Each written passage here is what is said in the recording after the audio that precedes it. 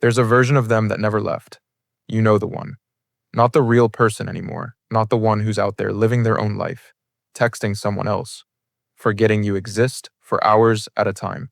No, this is the other one. The one who lives behind your eyes. The one who narrates your day. The one who shows up uninvited in the shower, in traffic, at 2 a.m., when the room is dark and quiet and you should be asleep. You didn't choose to keep them there. You just never figured out how to let them leave. This is what happens when someone lives too much in your mind. And it's not romantic. It's not devotion. It's a nervous system stuck on a loop it can't turn off. Here's what nobody tells you. The person in your head isn't actually them. It's a replica, a construct built from memory, hope, fear, and 1,000 tiny replays you've edited without realizing it. Psychologists have a name for this: rumination. The mind fixates on unresolved emotional material and refuses to let it close. And the cruelest part is this: rumination doesn't feel like a malfunction. It feels like love. It feels like loyalty. It feels like proof that what you had mattered. But underneath that feeling is something much simpler and much darker. Your brain is trying to solve a problem it was never given the information to solve. Think about it. When did you replay conversations the most? Not when things were calm. Not when things were resolved. It was after the confusion. After the silence that came without explanation. After the version of events that didn't add up. The mind hates open loops. It will do almost anything to close one, even if that means running the same 5 minutes of memory 200 times. Searching for a detail you missed, a sign you ignored, a moment where you could have said the right thing and changed the ending. This is called the Zygarnik effect. Unfinished business sticks. Finished business fades. And when someone exits your life without closure, without a clean answer, without the courtesy of an ending, your mind doesn't file them away. It keeps the tab open, forever refreshing, forever waiting for a resolution that isn't coming. So you carry them. Not because you're weak, not because you're obsessed, but because your nervous system is doing exactly what it was built to do. Searching for safety in the unknown. And a person, once close enough, once significant enough, becomes wired into your sense of safety itself. Losing access to them doesn't just feel like heartbreak, it feels like danger. Which is why the mind keeps circling back. It's not nostalgia, it's a threat response disguised as memory. Let's go deeper, because this isn't only about breakups. It's about anyone who occupied real estate in your inner world. A parent who never said what you needed to hear. A friend who pulled away without warning. A version of someone you loved who existed only in the good months before things changed.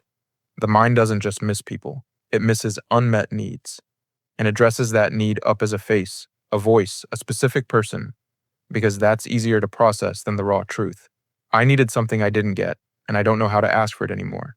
This is why you can be in a healthy relationship, surrounded by people who care about you, and still find yourself thinking about someone who caused you pain. It's not betrayal. It's unfinished psychological business wearing a familiar disguise. Here's where it gets complicated. The more you think about someone, the more real they become in your mind. And the more real they become, the harder it is to separate the actual person from the story you've built around them. You start reacting to the version in your head, instead of the version in reality. You defend them in arguments they're not even part of. You forgive things in your imagination that they never apologize for out loud. You have entire relationships with people who don't know. They're still starring in your internal world. Carl Jung called this a complex, a cluster of emotionally charged memories and associations that operate almost independently from your conscious mind. Once formed, a complex doesn't need the real person present to activate. A song can do it, a smell can do it, a stranger's laugh across a room can do it, because you're not reacting to them anymore. You're reacting to the complex they left behind. And this is the part that stings the most. Living too much in someone else's shape means living too little in your own. Every hour spent replaying, predicting, imagining what they'd say is an hour stolen from the life directly in front of you. You start performing for an audience that isn't watching. You choose outfits they'll never see. You rehearse conversations that will never happen. You grow, quietly, secretly, for someone who has no idea you're still growing around the space they left. So how do you actually put them down? Not forget them. Not pretend the connection meant nothing, but release the grip they have on your attention. It starts with naming what's really happening. Not I miss them, but I have an open loop my mind hasn't closed. Not I can't stop thinking about them, but I'm searching for a resolution that only I can give myself now. That shift in language matters more than people realize, because you stop waiting for them to provide closure, and you start recognizing that closure was always something you had to build internally. The second step is starving the loop instead of feeding it. Every time you replay the memory, rehearse the comeback. Imagine the reunion. You strengthen the exact neural pathway, keeping them alive in your head. This doesn't mean suppressing the thought violently. Suppression backfires. It means noticing the thought, acknowledging it without judgment, and redirecting your attention deliberately again and again until the pathway weakens from lack of use. This is not instant. It is not clean. It takes weeks of small redirections before the loop finally goes quiet. The third step is grieving the actual loss, not the fantasy version. This is the part people avoid the most, because grieving the fantasy means admitting the real relationship, the real person, the real dynamic, was never going to give you what you needed. It's easier to keep loving the imagined version because the imagined version can be perfect. The real version was complicated, inconsistent, sometimes hurtful. Grieving means choosing truth over comfort. It means saying, I'm not mourning who they were. I'm mourning who I needed them to be. And here's something almost no one tells you. The people who live rent-free in our minds are rarely the people who treated us the best. They're the people who left us with the most unanswered questions. Certainty doesn't linger. Confusion does. If someone gave you clarity, closure, a clean ending, your mind would have already filed them away. It's the ambiguity that keeps the door open, which means the intensity of your obsession isn't proof of how much they mattered. It's proof of how much was left unresolved. This reframe changes everything because it means you don't need them to come back and explain themselves. You don't need an apology, a confession, a perfect goodbye speech. You need to give yourself the resolution they never gave you. You need to become the one who finally closes the loop, not because they earned it, but because you deserve peace more than you deserve an answer. There's a strange kind of freedom in that, realizing you were never actually waiting on them. You were waiting on yourself to stop needing their permission to move on. But let's talk about what this actually looks like day to day, because it rarely announces itself. It hides inside ordinary moments. You're in the middle of a conversation with someone else entirely, and suddenly you drift, replaying a sentence they said 8 months ago, turning it over like a stone you can't stop touching.